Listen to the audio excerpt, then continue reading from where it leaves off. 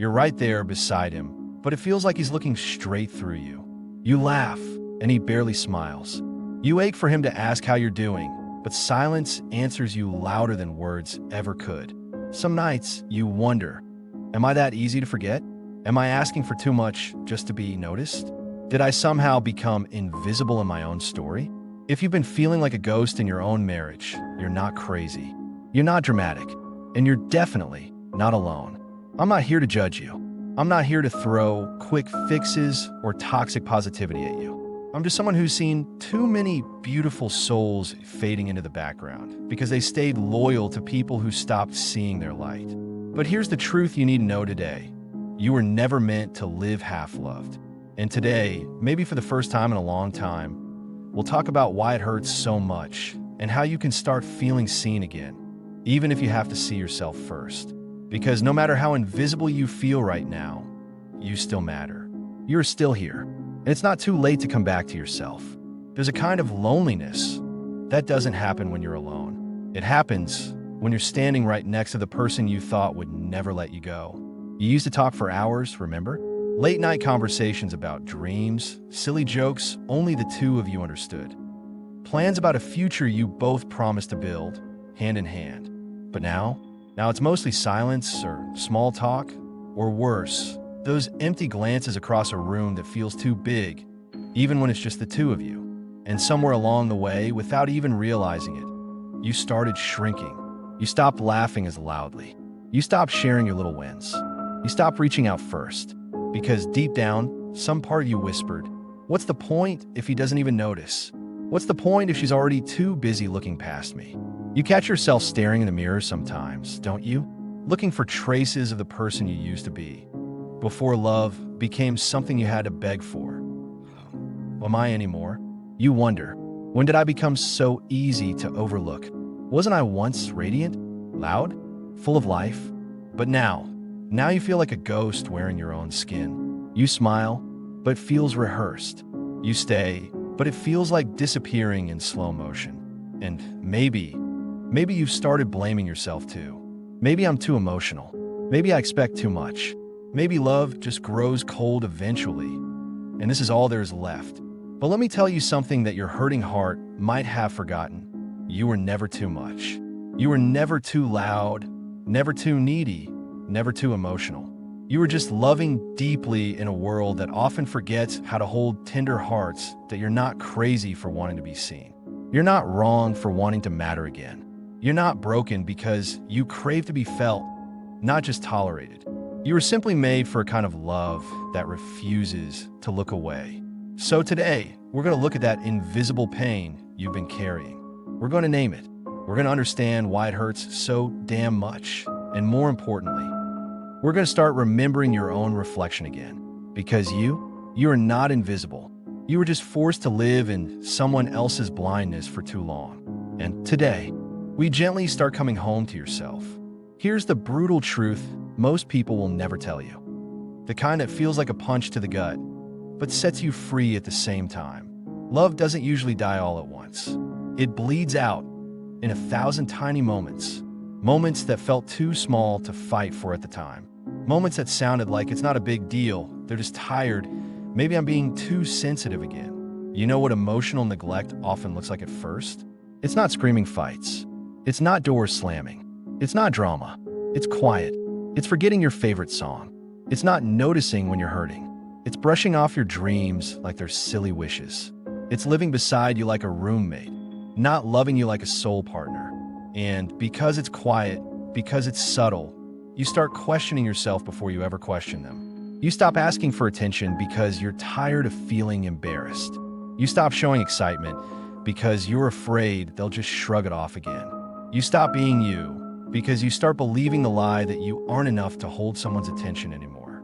Emotional neglect turns vibrant people into shadows, not in one moment, but over time, piece by piece, smile by smile, dream by dream. And here's the cruel twist. The longer you stay invisible, the more you convince yourself you deserve it. Maybe I'm just too needy. Maybe if I just work harder, lose a little weight, stay a little quieter, they'll love me better. But the brutal truth? You were already lovable the way you were. You just gave your love to someone who forgot how to see. Or maybe they never learned how to see in the first place. And that's not your fault. That was never your burden to fix. You are not invisible because you stopped being worthy. You are invisible because you handed your beautiful soul to someone whose vision grew blind with comfort, blind with familiarity, blind with their own self-centeredness. But you, my dear soul, you are still here, still breathing, still worthy of a love that doesn't need reminding. Because the biggest lie emotional neglect tries to sell you is that you have to become smaller to be loved better. And today, we're choosing not to buy that lie anymore. Maybe right now, you're standing in the quiet wreckage of your relationship, looking around at pieces you don't even recognize anymore. You used to be vibrant. You used to laugh without checking if anyone was watching. You used to dream out loud without shame. And somewhere along the way, you started dimming yourself just to survive. But hear me when I say this, you're still in there. Buried maybe, bruised maybe, but not broken beyond repair. Sometimes healing doesn't start with leaving. Sometimes healing starts with simply seeing yourself again, through the ashes, through the ache. Have you forgotten the sound of your own laughter? The things that made your soul light up before you became an afterthought in your own life? Have you stopped asking yourself what you need because you were too busy surviving what they needed? It's not selfish to ask, what happened to me? It's survival. It's the first whisper of resurrection. Right now, I want you to imagine this. Imagine walking through the wreckage of this relationship, the burnout dreams, the faded photographs, the shattered expectations. And instead of blaming yourself for the ruins, you start picking up the pieces that were always yours to begin with. Your kindness, your resilience, your ability to love deeply, your dreams that still quietly hum beneath the scars. You're not the ruins. You are the builder. You are not the silence. You're the song waiting to rise again. Ask yourself, who was I before I thought love meant becoming invisible? Who could I be if I chose to see myself again, with tenderness instead of judgment? And maybe, just maybe, seeing yourself again will be the first act of rebellion against a love that forgot how to honor you. The first crack of light breaking into the long night. This isn't about hating them. This isn't about throwing blame into the wind. It's about realizing that your story matters too. That your voice deserves to echo again. That your heart deserves to feel like home again. Today, not tomorrow, not when it's convenient, but today, you start whispering your own name back into existence. And brother, sister, or the soul standing in the rubble, that whisper will grow into a roar. Now that you're standing among the pieces of who you used to be, now that you've dared to whisper your own name again, there's a second step, a harder one, a braver one. You must reclaim your right to be seen, not just noticed out of obligation, not just tolerated when it's convenient, but truly seen, felt, known, because being invisible in your own relationship, it doesn't just hurt. It erases you little by little, until one day you look in the mirror and wonder, when did I start apologizing for existing? Have you ever caught yourself explaining why your needs mattered?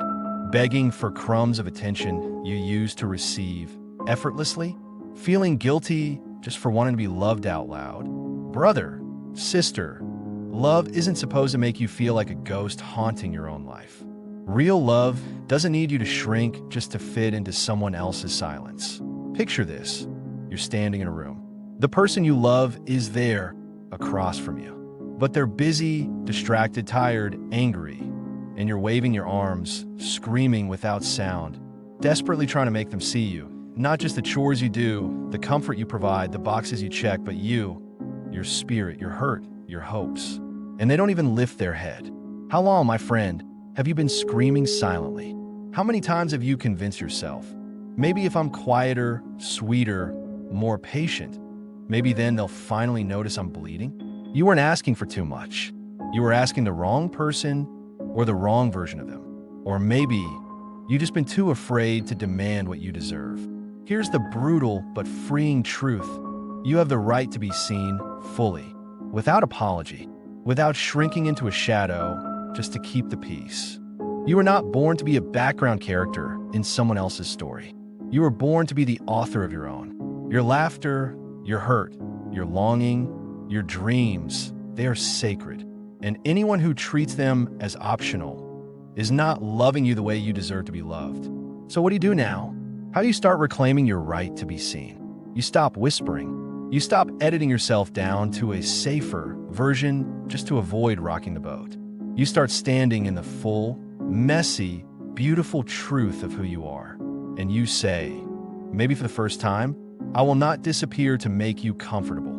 What if your voice wasn't a burden, but a bridge to your healing? What if the real tragedy wasn't losing them, but losing yourself trying to keep them? Brother, sister, today is the day you start loving yourself out loud. Today is the day you start demanding rooms where your soul doesn't have to beg for a seat at the table. Not with anger, not with bitterness, but with a fierce, unbreakable tenderness toward yourself. Because you were never invisible.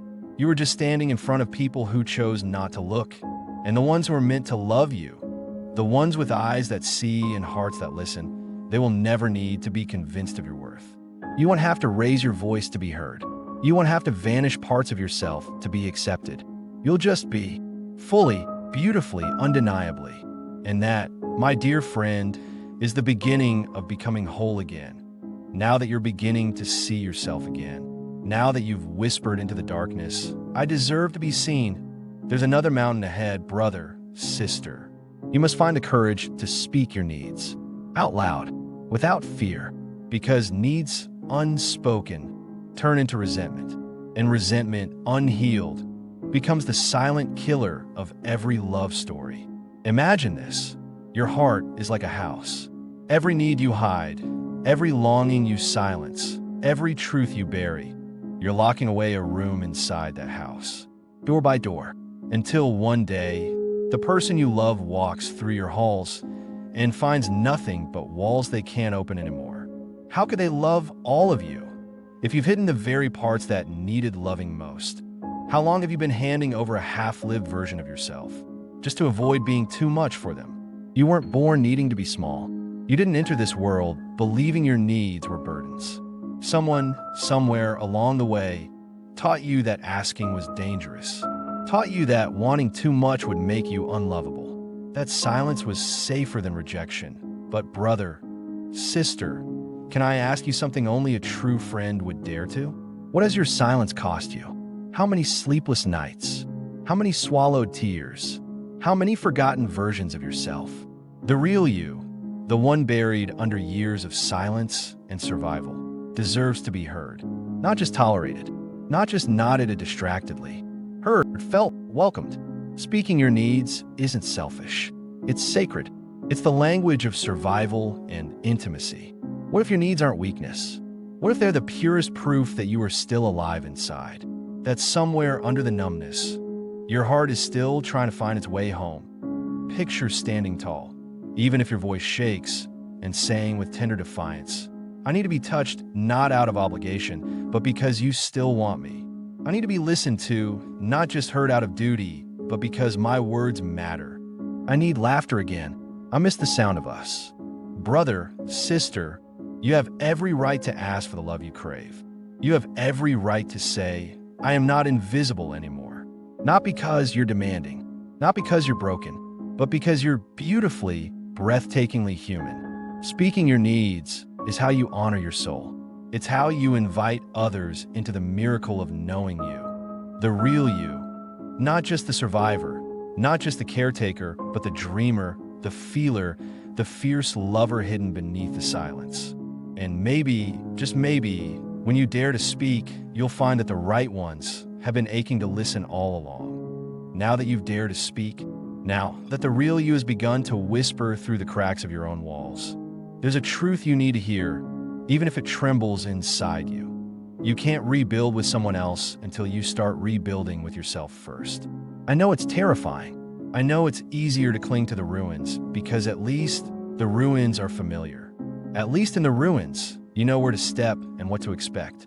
But staying in a house that's falling apart won't protect you from the rain forever, will it? Imagine you are standing in the middle of that broken house, shattered memories scattered like glass around your feet, the walls cracked with silence, the roof sagging under years of unmet needs. You have two choices, right here, right now. Patch the holes with silence again, or begin the slow, sacred rebuild, even if you have to start with just your bare hands and your brave heart. You are not just the wounds they forgot to heal. You are not the loneliness they ignored. You are not invisible. You are still here. Can you feel it? That small flicker inside you. The part that still dreams of laughter echoing through your soul again. The part that still craves mornings without the weight of pretending. The part that believes, maybe, just maybe, love could be different. Sometimes they will rise with you. Sometimes they'll hear your voice and realize what they almost lost. And sometimes they won't. Sometimes their silence will be louder than ever. But whether they come with you or not, your healing doesn't wait for their permission. You are allowed to rebuild. You are allowed to become more, not less, because of what you survived. Start small, brother. Start small, sister. Maybe it's waking up and making yourself a cup of coffee without the weight of waiting for someone else to notice you. Maybe it's smiling at your own reflection and daring to believe there is still something radiant inside you. Maybe it's writing down your dreams again. Even if your hands shake as you do, build your life like it matters, because it does. Piece by piece, moment by moment, until one day you look around and realize you are home inside yourself. And whether someone chooses to walk that new path with you or not, it won't matter the same way it used to, because you will have learned the most sacred truth of all. You were never invisible to yourself. Not when you chose to rise, not when you chose to rebuild, not when you chose to love yourself fiercely without apology. You are seen, you are heard, you're needed, and you are and always have been worth the love you crave. It's time to come home, to you. Maybe being invisible wasn't the end of your story. Maybe it was the beginning of you learning how deeply you deserve to be seen. You were never meant to shrink yourself down to fit into a love that couldn't hold your heart properly. You were never meant to stay trapped in a story that silenced your soul. And you were never meant to carry the burden of emotional neglect alone. Healing doesn't mean pretending it didn't hurt. Healing means you finally believe you are worth the love, the attention, the tenderness you kept giving away without return. So tell me, what would it look like if today was the day you stopped waiting to be chosen and chose yourself instead? If this speaks to your heart, share your experiences in the comments. Let's build a place where silent pain finds a voice. You're not broken. You're not crazy. You're not asking for too much. You're asking for the right things from the right soul. Subscribe if you want real conversations, not fake relationship tips, because here, you deserve to be heard. No judgment here, only healing. You're not alone, and you never were.